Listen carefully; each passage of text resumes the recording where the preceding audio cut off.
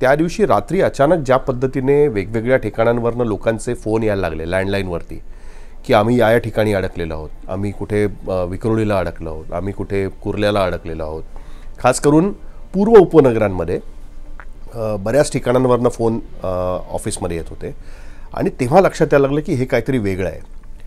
मला आठवते दुसऱ्या दिवशी मुंबई महानगरपालिकेचे एक अधिकारी आहेत, त्यांचा मला फोन आला आणि त्यांनी सांगितलं की आम्ही मदत वाटायला चाललो आहे, हेलिकॉप्टरने मदत द्या. मी कधीच ऐकलं नव्हतं की मुंबईमध्ये हेलिकॉप्टरने मदत द्यावी लागते. तर आम्ही त्यांच्याबरोबर गेलो आणि त्यावेळेस पहिल्यांदा माझ्या लक्षात आलं की मुंबईची काय अवस्था झाली आहे. तुम्ही विश्वास नाही ठेवणार की दुसऱ्या दिवशी म्हणजे आदल्या दिवशी दुपारच्या सुमारास 2-2:30च्या सुमारास पाणी भरायला सुरुवात झाली होती आणि आम्ही दुसऱ्या दिवशी काहीतरी 3-4च्या सुमारास हेलिकॉप्टरने गेलेलो. ज्या पद्धतीने मुंबईमध्ये काहीच दिसत नव्हतं, फक्त पाणी. आणि मला कुर्ला स्टेशन आठवतं आहे, तिकडे टपावरती लोक बसलेले होते आणि तिकडे ते याचे खाण्याचे फूड पॅकेट्स खालती टाकत होते. तर ती मुंबई कधीच बघितली नव्हती. मुंबईत भरलेलं हे पाणी ओसरायला तब्बल 2 दिवस लागले. सुमारे 1000 लोकांचे प्राण या महाप्रलयानं घेतले याची माहिती हळूहळू समोर आली.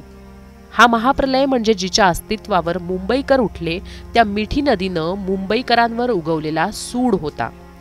मिठी ही नदी आहे याची जाणीव तेव्हा नव्यानं राज्यकर्त्यांना आणि मुंबईकरांना झाली. सरकारकडनं कुठल्याही पद्धतीची माहिती त्याबद्दल मिळत नव्हती. विलासराव देशमुखांनी प्रेस कॉन्फरन्स घेतली तिसऱ्या दिवशी आणि त्यावेळी जेव्हा आम्ही त्यांना विचारलं की तुमची आपत्ती निवारणाची व्यवस्था काय होती, तर त्याचं त्यांना उत्तरच देता आलं नाही. कारण कुठल्याही सरकारने मुंबईची अशी अवस्था होईल याचा विचारही कधी केला नव्हता.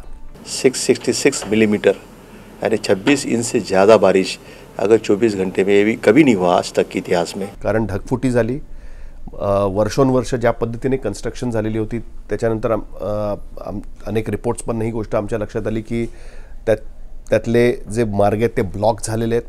मिठी नदी काय भयावह स्वरूप घेऊ शकते याची कल्पना आम्हाला 5व्या-6व्या दिवशी आली. कारण मग त्या भागामध्ये गेल्यानंतर तिकडे त्या भागामध्ये राहणाऱ्या लोकांनी, कलिना आणि कुर्ला भागामध्ये राहणाऱ्या लोकांनी स्वतःच्या हँडी कॅमेराजमध्ये, त्यावेळेस मोबाईलमध्ये फोन नव्हते, जे व्हिडिओ फुटेज शूट करून ठेवलं होतं त्यावेळेस लक्षात आलं की अक्षरशः डबल डेकर बस बुडेल इथपर्यंत पाणी अनेक ठिकाणी भरलेलं होतं. कारण ज्या मिठी नदीच्या माध्यमातून त्या भागात असलेलं पाणी वाहून जायचं, ती मिठी नदीच पूर्णपणे भरून गेलेली होती.